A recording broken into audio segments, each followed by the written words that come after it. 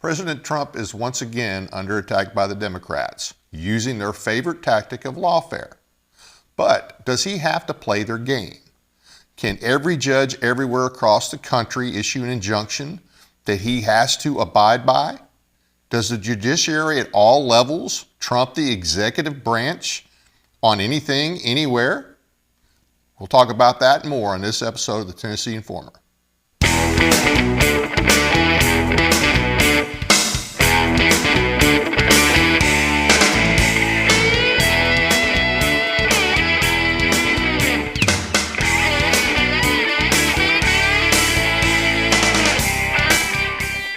Hello and welcome to the Tennessee Informer. Thank you all for joining us tonight.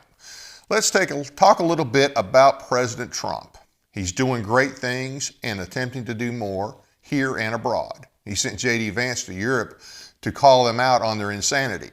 He is trying to recoup some of our wasted money in Ukraine by getting much needed rare earth metals. Gotta love Doge, Democrat operatives getting exposed, and the work they are trying to do. The swamp is being drained, but it's not drained yet, and as anticipated, they won't go without a fight. Elected officials assisting illegal aliens, sanctuary cities, Democratic leaders talking about taking it to the streets, lying black pastors in Chattanooga, and lawfare at every turn. We knew what was coming. It's what they do. That's how the Democrats operate. The big question is, should Trump comply with obviously bogus cases, legal cases filed against him? I don't think he should, and I'll explain why. I'm not alone in that thought and have seen more than one article to indicate that I'm not the only one that feels that way. There's a list of articles and documents on our site that deals with the topic, and I encourage you to check them out. I especially encourage everyone to read a 2019 paper written by Josh Blackman titled The Irrepressible Myth of Cooper versus Aaron, featured in the Georgetown Law Journal. It explains how the court once again perverted the Constitution and assumed powers not given or implied in the Constitution. It created a judicial supremacy cult that's counter to the Constitution. The founders and the courts, written by Carson Holloway and featured in the Heritage Foundation in 2019, is another excellent article. You know, the anti-federalist, those were people who opposed the Constitution when it was being ratified back in 1787, 1788. They predicted a lot of the problems that we have today, specifically with the courts, in this current situation of judicial supremacy insanity. I mean, we literally do have a cult of judicial supremacy in this country. Now, unfortunately, it's not a small cult. I mean, most of your judges believe it. 99% of your lawyers believe it. Most of your politicians believe it. And so many just average people believe that whatever the courts say, oh, that's what we have to do. They mistakenly believe that that's our system, that's what the founders intended, and that's what they gave us. Well, that's absolutely not true. If you look, there was one of the anti-federalist writers was named Brutus. That was his name that he printed under anonymously, opposing the Constitution. I think they determined or they suspected it was Robert Yates from New York. And he laid out a really good argument about how, with the Constitution as it was written, would lead to this judicial supremacy and a lot of the problems that would come with it. And that was, like I say, an anti-federalist publication. Well, in the Federalist Papers, and this one was written by Alexander Hamilton, he basically refuted that. He said, well, there's no way, this is not the design of the Constitution as far as the judiciary goes. And in fact, the judiciary is the weakest of the three branches, that you really don't have to worry about your rights with the judiciary because they really don't have any power. They don't have the sword. They don't have the power of the purse. And so he basically just tried to ease everybody's mind that, this was not what the judiciary was going to become. And it didn't become that way overnight. I would say that really since the Cooper versus Aaron decision is when all of those worst case scenarios have come true. Not to say there weren't issues prior to that earlier on in our history.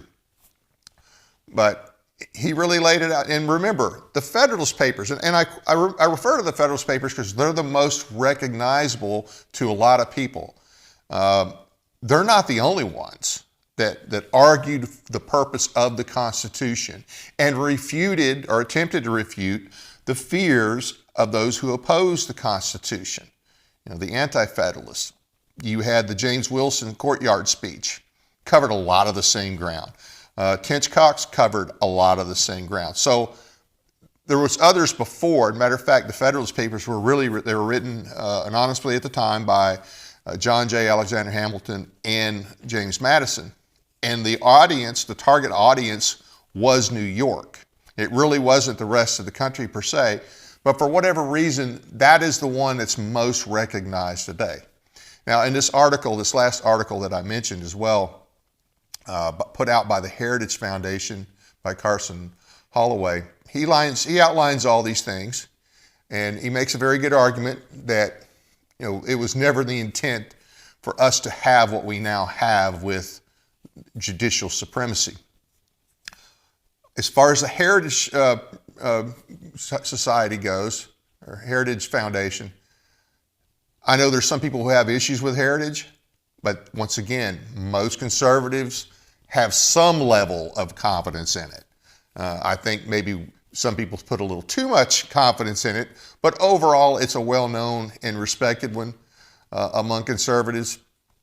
And so that and the Federalist Papers, I thought that would be something for everybody that they could look at that and read it for themselves. I don't expect you to just take everything I say and assume that it's 100% accurate. You might read it and get a little different interpretation. I don't see how you would, but you might. And both of these things and these articles I'm going to talk about today, I am not saying that I agree with every conclusion of every article or every document, but I just think these really lay out some good points on this whole issue about this idea of judicial supremacy. The idea that really, with the type of judicial supremacy we've practiced in this country, especially since 1958, and really, it really came a little bit later, even though that decision was 58, it was a few years down the line before it seemed to me that people just looking at the history of it and reading it, people just turned their brains off and just started accepting anything any court said. If it was a federal court, oh, well, it must be gospel. We have to comply. Not really the case, and especially when you read the irrepressible myth of Cooper and Aaron. The really interesting thing about that is it talks about Brown versus the Board of Education, and there were actually two different trials. Now, I'm not going to get in depth on those, but here's the thing that it does. It lays out how the justices involved with this case, how they were, when they were finalizing their opinion, they had a lot of disagreements because what they wanted to do was they wanted to tie it directly from Marbury versus Madison and make it sound as if their decision was just basically, this is how we've done things, that, the court makes a decision and everybody jumps on board, and that they are supreme and that they were intended to be supreme and that they are the final word. Well, that's not what Marbury versus Madison said. Marbury versus Madison, what most people recognize and what they remember is that it's emphatically the court's province and duty to interpret the law. Well, obviously the Constitution does give the Supreme Court a responsibility, or one of the three branches, as far as interpreting the Constitution goes. But nowhere does it say that they are the exclusive or that they are the final arbiter. And that's not actually what Marshall claimed in Marbury versus Madison. But he also said, and the main thing that people seem to forget is the most important point that he made in Marbury versus Madison was that the Constitution is the supreme law. And when he was making his point about, his decision on that particular case, on Marbury versus Madison, and some of you may or may not know the history of the case. It had to do with a commission that was signed and was ready to go before John Adams left office. It didn't get to the intended person before Jefferson took over. Everything had been done, it just had not been delivered. Jefferson's like, well, I'm not, his administration was not going to deliver this. Well, the point that he made was, instead of attempting to tell the Jefferson administration, hey, this thing was done constitutionally, you need to deliver it.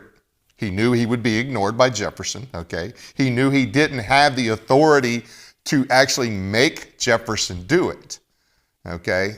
And the court would just look weak and ineffective if he said, hey, you need to deliver this commission. What he did was, he looked at the law that generated, the law actually came from the Judiciary Act of 1789. And he said that act was unconstitutional. Basically, he said that it tried to give some original, give powers to the judiciary that they did not have in the Constitution. That was the claim that he made. And he said, basically reminding them that not every federal law is the supreme law of the land, but only those that are in compliance with the Constitution. And then he also made the point that just because Congress passes a law that's not constitutional, that doesn't mean that it can expect the court to go along with it, that they're under no obligation to judge in favor of a law passed by Congress if they feel that law is unconstitutional. I agree 100%.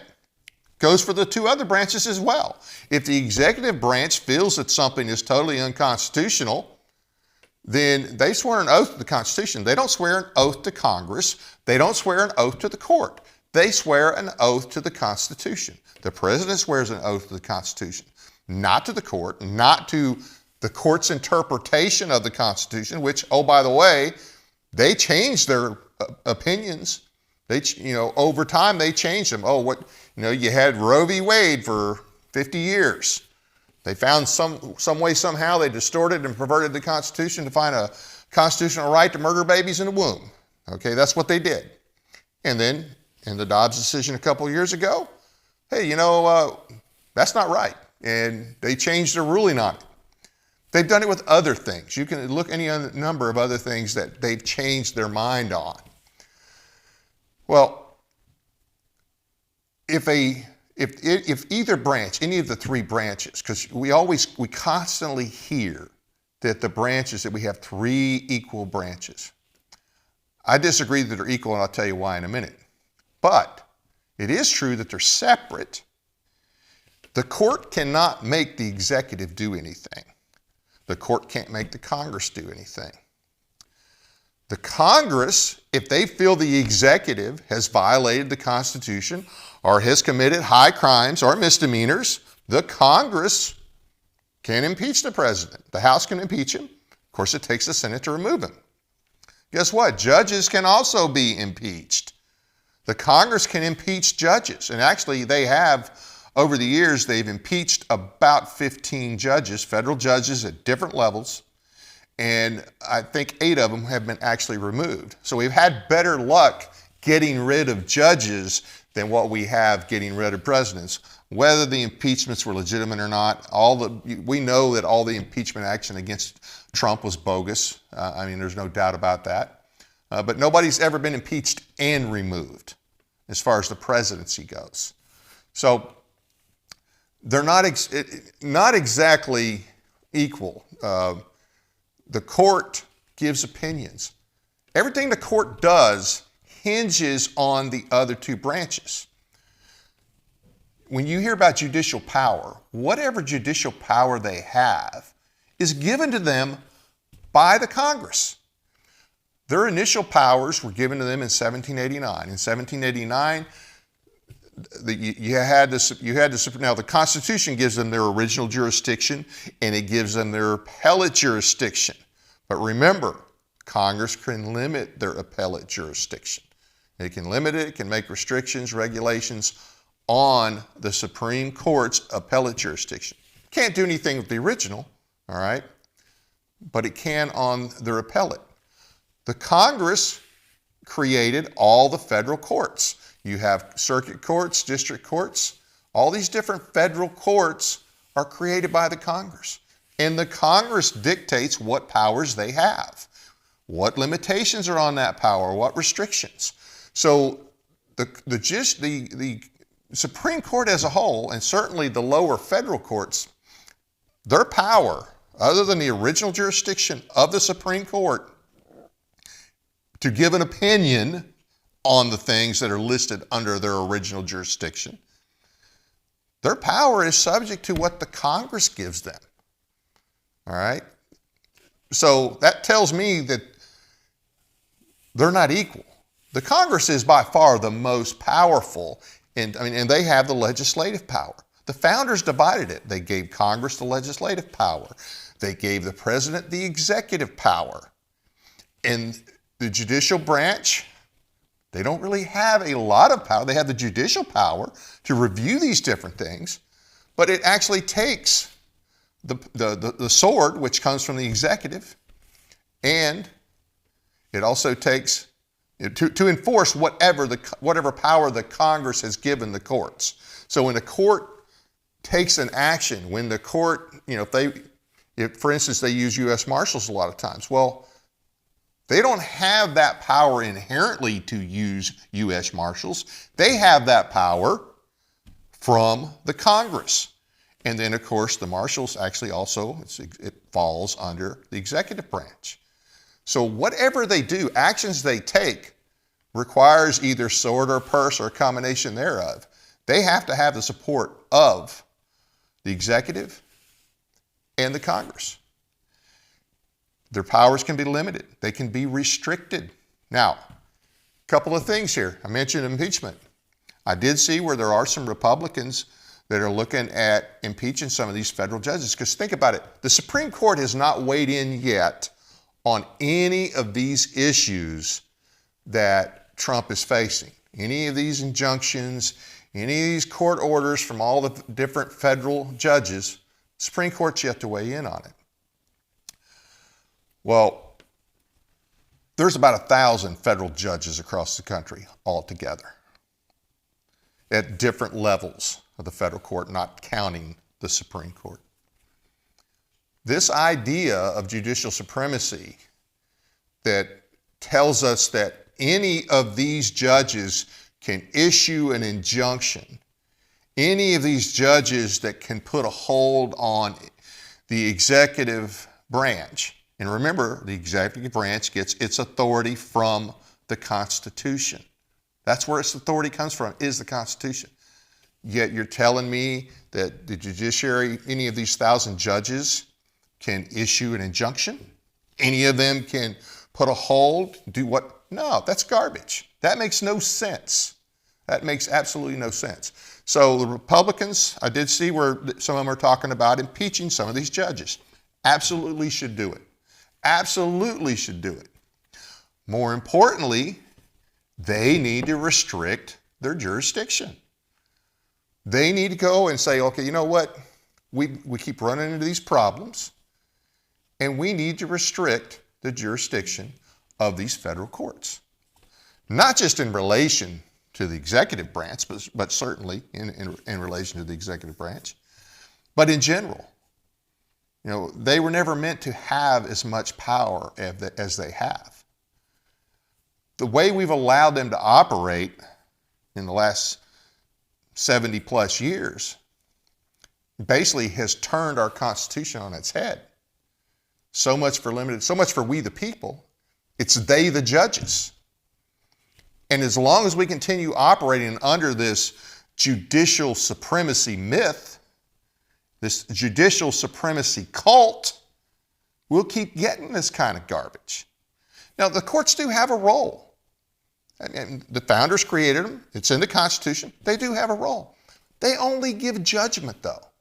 They give judgment, and primarily that judgment, it was felt that that judgment would be disputes between the executive branch and the legislative branch. That was the biggest thing that they thought they would come into play with. And then the other thing is this. Remember, the Constitution, it created a limited government, okay? If it's not Article 1, Section 8, it's not a federal power. Keep that in mind, too. A lot of these things that these guys are complaining about, they're not even constitutional. The federal government doesn't even legitimately exercise that power. They've been exercising it, but they're not legitimate. And it strikes me as strange that these people are complaining. You have, in a lot of these cases, you have state AGs that are suing the federal government over these issues, and it's, for instance, over the loss of funding. But it's over the loss of funding for things that the federal government doesn't have the constitutional authority to even be involved with anyway. Yet Trump, to his credit, is trying to stop that funding or reduce that funding or reduce the number of people working for that unconstitutional issue. Now, I'm not saying that Trump is all guided by the Constitution or that he has a really, really good grasp of it. He may have a better grasp than I know, but it doesn't matter. These things are still unconstitutional. And that doesn't even seem to be coming up. The fact that most of the things that these guys are complaining about are not even legitimate powers given to the federal government in the Constitution. So you've got that. You've got the fact that, like right now, allowing over 1,000 judges, we're essentially saying with this current state of mind of, he has to do anything the judiciary, any level of the judiciary says, that means there's over 1,000 judges that could put injunctions on Trump for whatever. That cannot be what the founders intended. That's dysfunctional. That's totally dysfunctional. And so that's kind of where we're at as far as the lawfare goes. Now, I did see some things today where one of the judges, and it was a D.C. judge, believe it or not, a district D.C. judge, can't recall her name, I think the last name may have been Reyes or something. It had to do with some of the IGs that Trump had fired. And there had been a TRO, which is a temporary restraining order, issued. And they were complaining that, or they wanted a TRO issued. They were complaining that he did not notify them, give them 30 days notice, and of course he's supposed to explain to Congress why he's firing them. And I thought it was funny, and I don't know that this will last long term, but she made the comment that, well, okay, he could, the day after the TRO is issued, he could give notice, and you got 30 days. And she also made the point, they raised the issue that, well, this makes us look bad that we were fired. She said, no, it doesn't. He could have made you look much worse. He could have written on there, fired for incompetence. He didn't give a reason. He just said you're fired. He said, so it could have been a whole lot worse. So I don't know if some of them are starting to, figure this out and realize that, the right thing to do is not play along with this warfare. I'm not going to hold my breath on that. I mean, the left has had control of the judicial branch in this country all of my life. And so, and it's really all they have right now to fight him with, even though it's illegitimate. But there are those people on our side even that say, look, no matter what judge does it, if he gets an injunction, if he's told to cease and desist, whatever, that he needs to comply.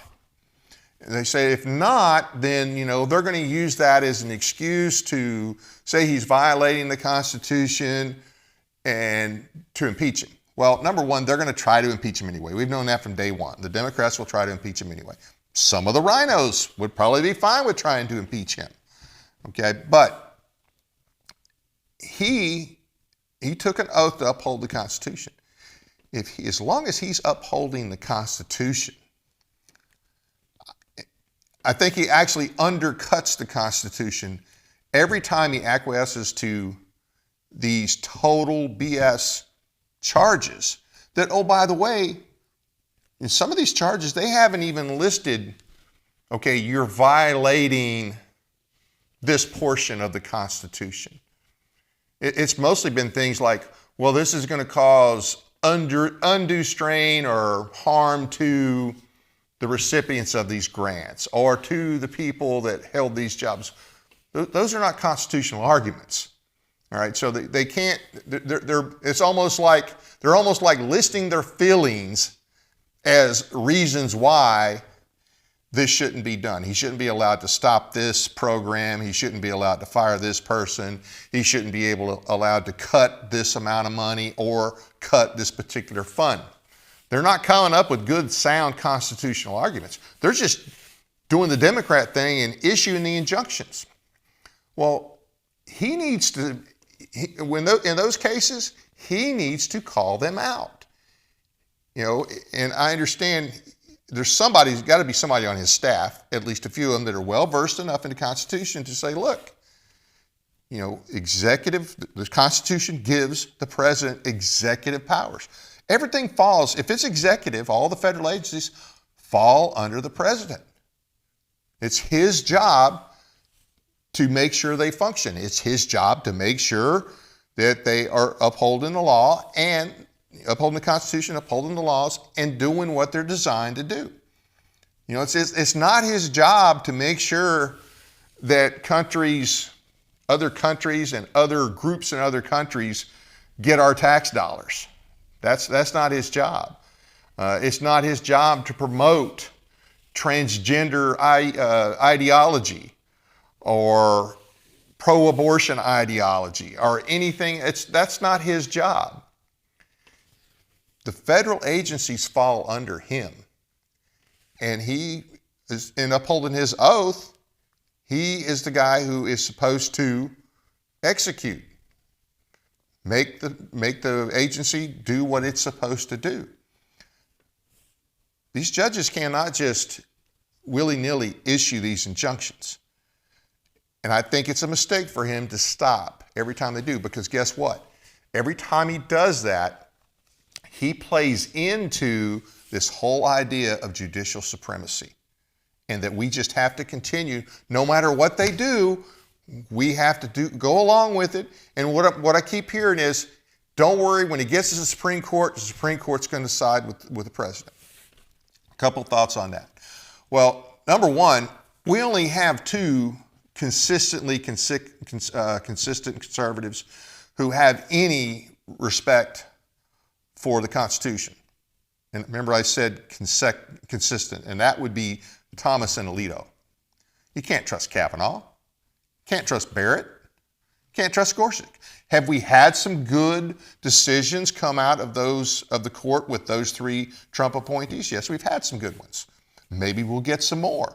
We've had some bad ones. But we cannot rely on them, and we know what the other side is. So I would not rest assured that the court would fix it, okay? That if it gets to the Supreme Court, everything is going to be good. I think I would not rely on that. The other thing is this. As he knows, as President Trump knows, and he said right up front, he's only got so much time to get things. Number one, he's only there for 4 years. You're going to have the midterms in 2 years. I think at one point I heard him say that he needs to get the bulk of his agenda accomplished in the first year. And I would say that's true, because in the second year, that's the midterms. You're probably not going to get a lot, especially as slim a majorities we have in the Republican side, and as unreliable as some of them are, especially in the Senate, but the House isn't great either, that we'll be able to get his agenda through. So all the things he's doing with executive orders right now that need to be codified into law so that they're not just turned over when we get the next president in there, he doesn't have a lot of time to get that done. So every time he plays along with the left and does the good little boy thing and says, okay, you know, I'm going to do what the court said, he's playing right into their hands. He should call them out. Just like Doge is calling out the left for all the garbage that we've been spending our money on and all the things that have been allowed to happen, all the fraud. I saw today somewhere around we have 340 million people roughly in the country, and there's 395 Social Security recipients. Think about that. 60 million, over 60 million, more than we even have people in the country. And everybody in the country is not supposed to be on Social Security. So he is doing great things. He's trying to do great things. I think it's a mistake for him to play into their hand by letting them dictate and by bowing to him. Because like I said, once again, it slows him down, slows his momentum down. He's got to go fight it. And he's only got so much time. Would not rely on the court. Now, I want to throw this at you. So let's say something goes to the Supreme Court. And the Supreme Court decides against it. Now, I know certain things he wanted to have brought to this. The reason he issued it, for instance, had to do with some of the heads of some of the agencies, that there is a law passed by Congress several years ago that said he was supposed to give 30 days notice and explain to Congress why he was firing somebody. That's the law.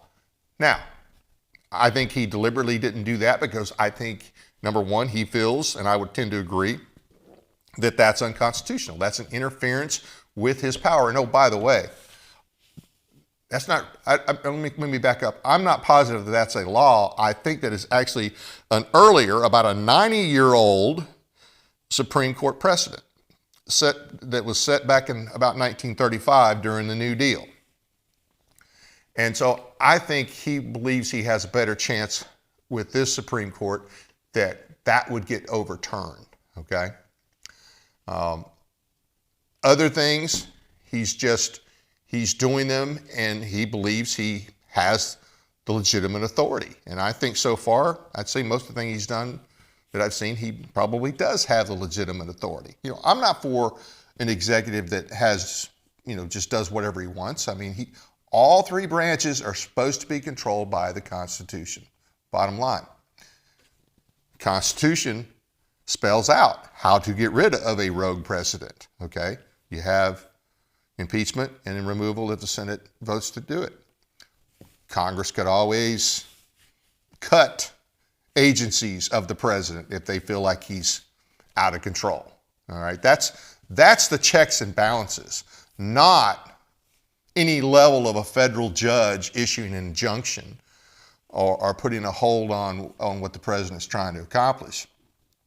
That's not the intent. So I think even if something goes to the Supreme Court, and let's say he loses, to be honest with you, if they don't make a good constitutional argument,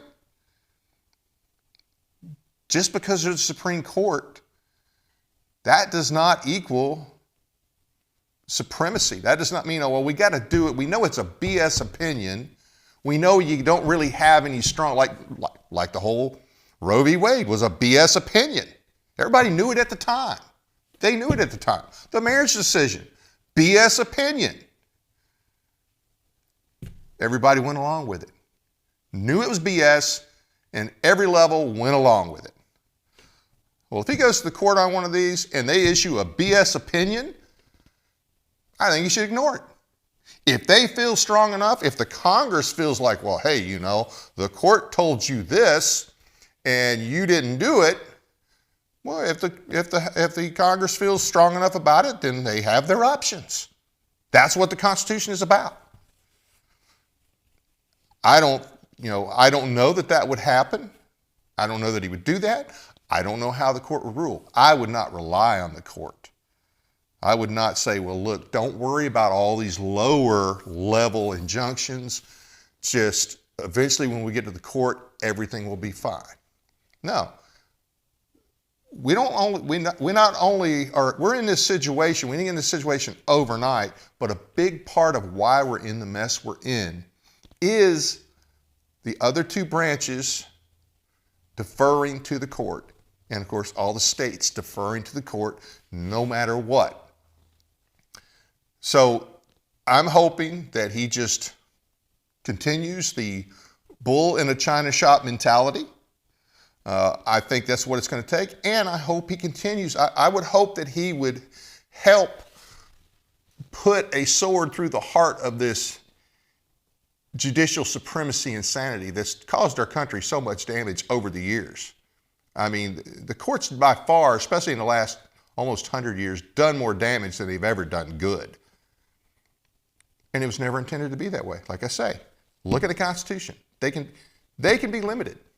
That's the other thing. In the upcoming elections, not only should we be looking at the Republicans right now, and let's see who is really, really making a push to impeach these rogue federal judges, let's see who's willing to take on the hard work of restricting and limiting their jurisdiction, limiting their appellate jurisdiction.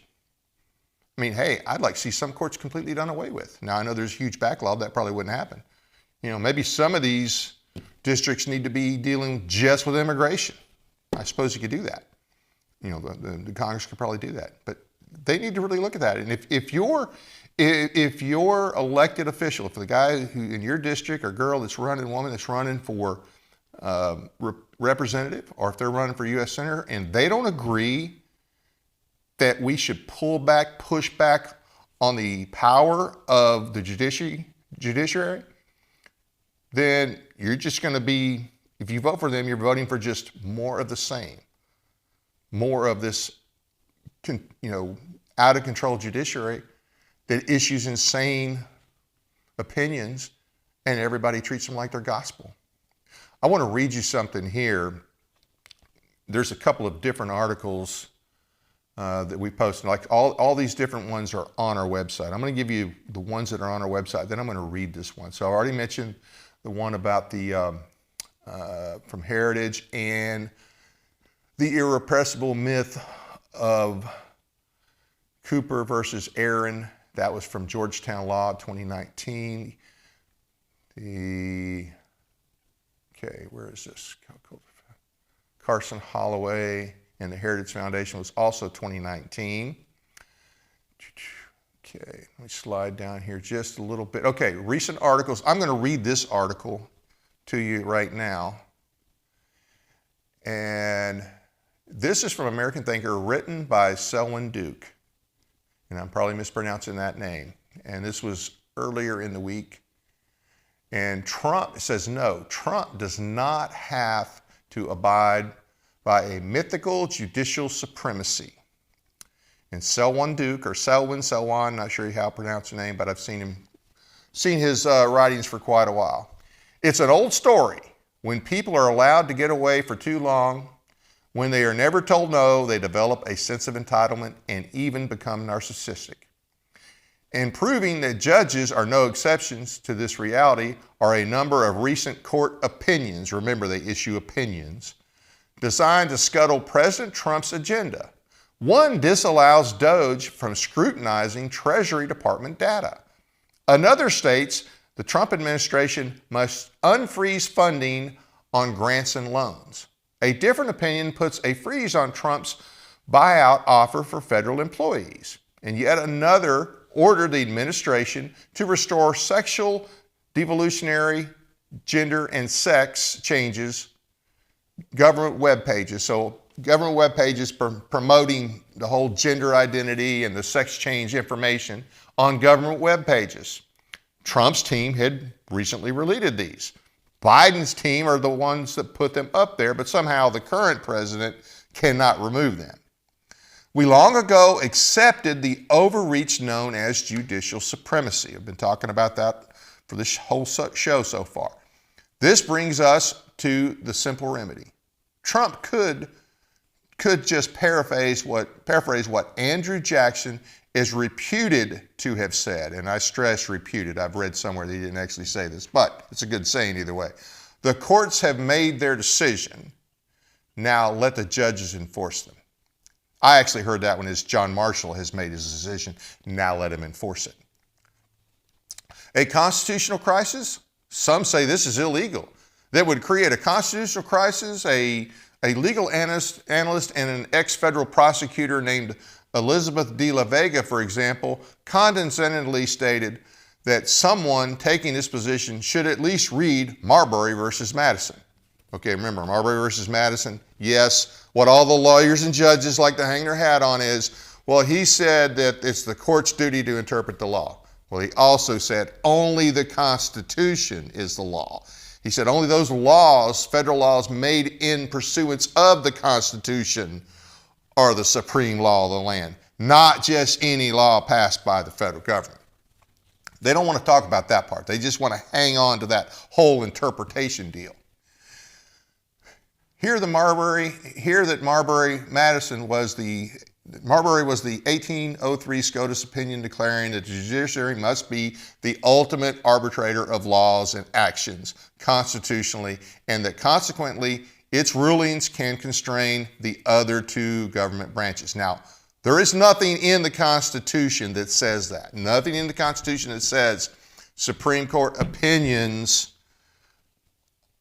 are the end-all, be-all, and that the other two branches are bound by them. The Constitution is what they're all bound by. And if any one branch thinks that something the other branch has done is unconstitutional, then they have their obligation to oppose that. That's what their oath means. But this is the translation from Marbury that the courts have taken. The courts gave the courts gave the future courts their trump card power, not the Constitution, the courts themselves. Matter of fact, if you read anything about Marbury versus Madison and you read about judicial review, you'll see a lot of pro-publications that will admit that it's not actually in the Constitution, and they will say that it was created by John Marshall in Marbury versus Madison. They will tell you that the court gave themselves that power. As to this, there's a reason. Thomas Jefferson said in 1819 that the judicial supremacy opinion is valid. Then if the judicial supremacy opinion is valid, then indeed our Constitution is a complete philo de se, and I'm sure I'm mispronouncing that, act of suicide. That's what it means. It's a complete act of suicide if we have judicial supremacy the way they describe it. And there's a reason that late Justice Anton Scalia warned in his dissent against the outrageous 2015 Obergefell versus Hodges marriage opinion that with each decision unabashedly based not on law, the court moves one step closer to being reminded of its impotence. And what he meant by that was, you know what? We need the executive. The executive has to enforce our laws. Congress has to support them. The states have to support them. We have no inherent power to force our opinions on the other branches or even on the states for that matter. If the Supreme Court issues an opinion and the executive doesn't support it, and certainly if the executive and the Congress don't support it, they're not going to make the states support it. And if states don't support it and put it in action, it's moot. And I think that would be a great thing, quite honestly. I think that would be an absolutely great thing. Judicial supremacy is not in the Constitution. That's why Jefferson was incredulous about it, and Scalia warned that the court could be told, just forget about it, we're not going to listen to you. It's an extra constitutional power the courts enjoy at the other two branches' pleasure. Basically, the other two branches have enabled the court to do this all these years, and I would add to that all your governors, all your state legislators. They have allowed this to happen. The moment they decide to stop playing the subordinate role in the master-servant relationship, the power goes bye-bye. Method to the madness first.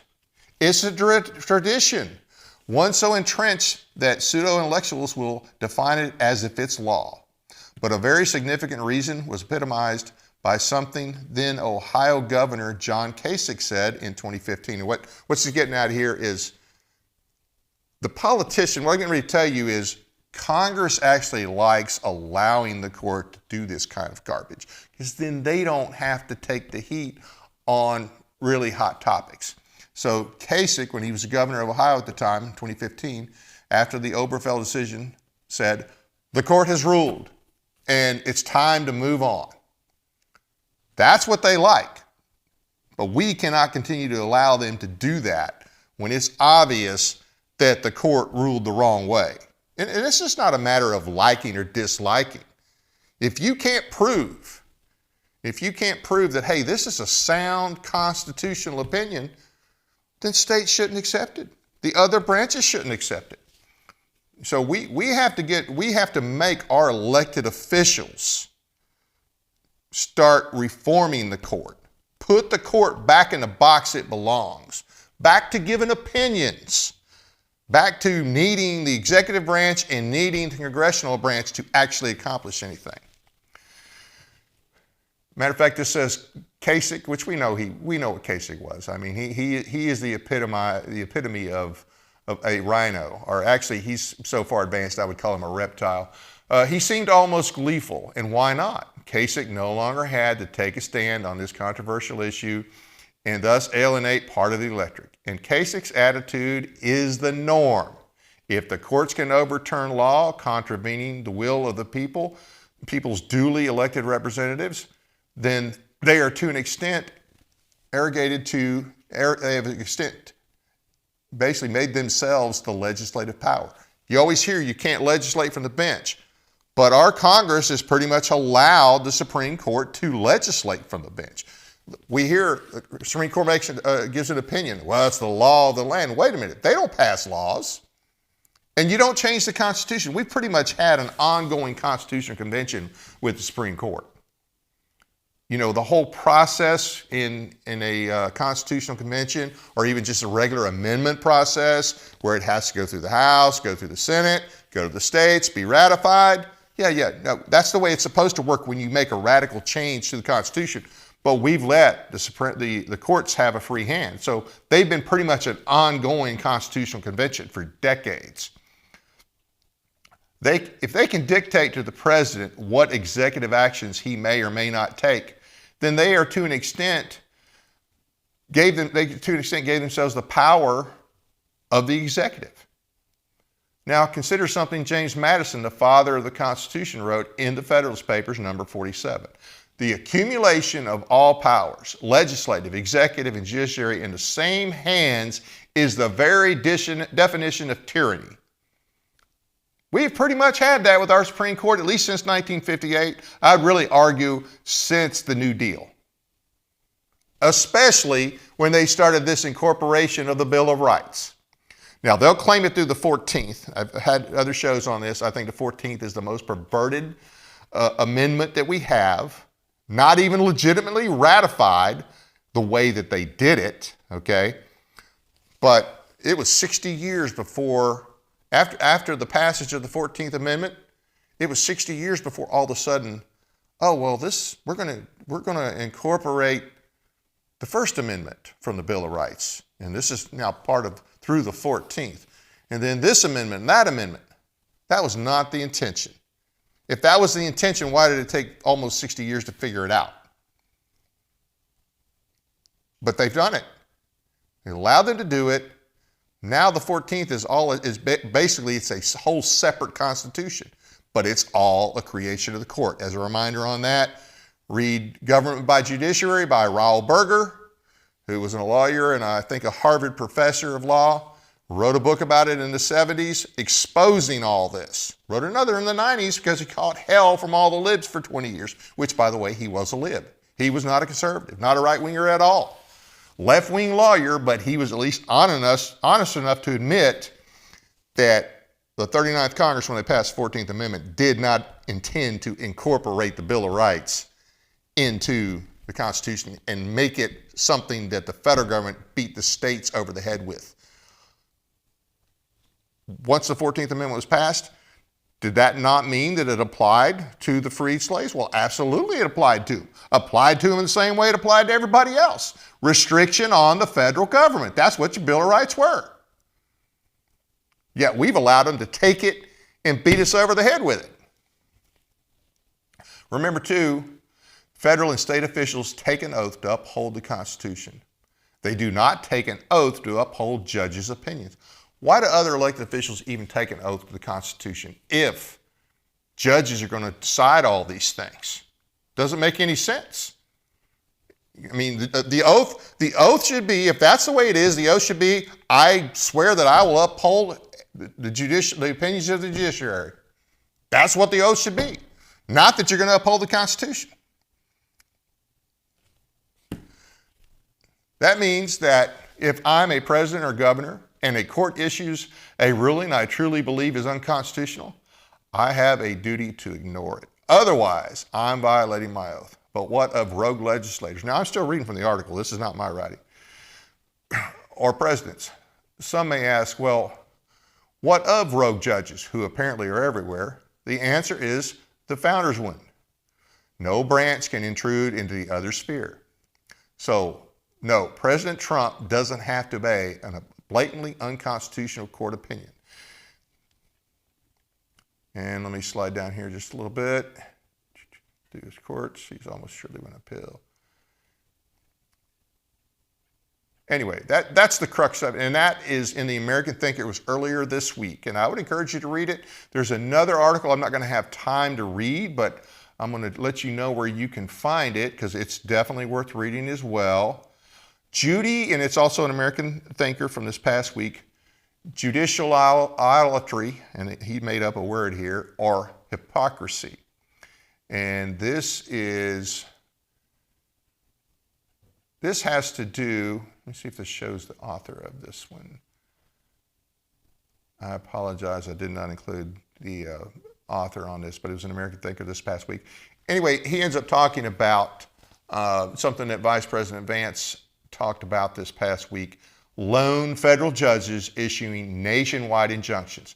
Good point. Where did they get that? Where does a district judge get the authority to issue a nationwide injunction? Another reason for Trump to ignore it, but that is also something else that Congress can fix. All federal courts except the Supreme Court are creatures of Congress. Congress creates and abolishes them. More importantly, Congress gives them the scope and range of their jurisdiction. That's stated clearly in Article 2 of the Constitution. In fact, Article 3, Section 2 permits even the Supreme Court's, and I already told you this, appellate jurisdiction to be clipped. So why not simply make it harder for lower courts to gum up policymaking by issuing nationwide restraining orders? How about stripping that power from district judges entirely? After all, even circuit court precedents, courts of appeal, are the intermediate court between district courts and the Supreme Court. They are binding precedents only within their circuits. So you got Fifth Circuit, you got 6th, you got all these, I think there's like 13 different circuits, I could be wrong on the number. And usually, a lot of times, the Supreme Court won't take a case until there's enough competing opinions in the different circuits. And then they'll say, okay, there's enough confusion out there or enough disagreement that we need to take it. That's something else too. You know, the court decides what it's going to take. It's not always been that way. It did not become that way till 1891, 1893, somewhere in there, when Congress passed a law that allowed them to adjust their workload. Okay, when circuits reach opposite conclusions, okay. The Supreme Court steps in to decide. Yeah, okay, I just said that. Okay. And this says, so even if appellate benches, which almost always are multi-judge panels, normally have effect only in their circuit, why should a single unelected federal judge in Rhode Island decide matters for the whole country against policies put in place by democratically elected officials or their delegates? So this is something, once again, that we've allowed to happen. We need to start demanding that Congress fix this. They can fix it. Another good article from the Federalist this week. And let's see. Trump need not bend to the 19-state lawfare coup trying to thwart his treasury. And he talks about the judge taking it upon himself to grant the first ever temporary restraining order against the President of the United States. to include forbidding a cabinet secretary from accessing his own records without giving him an opportunity to respond, with zero analysis of his constitutional authority to make such a radical ruling, zero analysis of the federal rule governing injunctions and temporary restraining orders, and zero analysis of why he is enabling fraud and grift by blocking access to records that show who got government money and for what. So Trump does not have to go along with that. Once again, the conventional mindset out there is whatever a court says, you have to do. That's killing us. That is killing our country. All right. This and the other documents and other articles on this topic, we posted them on our website, so I'd encourage you to read them. And I'm seeing more things like this out there. But the bottom line is this: we need to encourage our elected officials not only to impeach these rogue federal judges, we need to encourage them to rein in the federal courts. You may even want to rein in, I'm all for reining in the Supreme Court. Let's limit their appellate jurisdiction. Most of the division in this country is over appellate decisions or appellate opinions of the Supreme Court. And hey, we are a divided country. Fortunately, Trump won the election, but look at the numbers. Look at how many insane people voted for Harris. Okay, all these Democrats, as much as they threaten to leave, they're not all going to leave. We're stuck with them for a while till they die out. So we can't wait. We need to limit the things that are make or break. That's why the intent was the states were going to deal with most of the issues, and the federal government was only going to do certain things. That's pretty much it on this topic tonight. Slide down here. I do have and I've got other things on here. I just don't have time to cover it. But it all comes down to the same thing. There's a lot of people, Lincoln included, and I'm not a Lincoln fan, but hey, he even thought the idea of judicial supremacy at the time, the way they talked was, if they get to make all the decisions, then we're done. It's just crazy. So let me slide. I've still got a few more announcements to make here. Okay. And I'll let you know about our guest. Now remember, this is the early show today, so we will have Professor Jeffrey Adicott at 7 o'clock tonight. Right now, I want to thank everybody taking the time to watch our program. Please be sure to hit the like and subscribe buttons as well as the notification bell so you never miss an episode. Appreciate your support. Check out our audio podcast on iHeartRadio, Spotify, and other platforms as well. Sign up for our weekly newsletter at our website, teeninformer.com. Find and follow us on Facebook and Twitter. Nullification legislation, House Bill 0441, will be eventually in the Public Service Subcommittee. It's not yet scheduled. See tncss.weebly.com for more details. Sign up when you go to TNCSS. Sign up for the Substack, and you'll be alerted when this thing is put on schedule. Eminent domain blight loophole is going to be closed by House Bill 0444 in the House City and County Subcommittee this Wednesday. See who to call. We have this listed on our website. We actually had David Seal, the guy who has a lot to do with that legislation, on the show a couple weeks ago. But if you visit our website, you'll see the list of legislators that we need to call.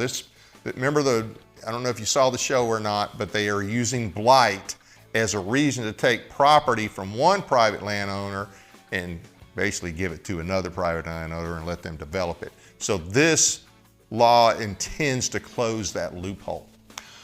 Okay, our guest for our second show, starting tonight, like I said, will be Professor Jeffrey Adicott. And we're going to talk about, this is President's Day, and we're going to talk about old Abe a little bit and what went on in the Civil War. Yeah, it's not so great, okay? If you're a Lincoln fan, you might not like what you're going to hear, but I guarantee you it's the truth. Next Monday, the 27th at 7 p.m., our guest will be Dan McKnight of the Defend the Guard. And this Guard Act, basically Defend the Guard Act, and it restores the integrity of the National Guard, and it basically restores the National Guard to the role it was originally supposed to have, not deployed all over the world and without a declaration of war. It's a very good bill, and we're going to have him on to talk about that. That's it for now.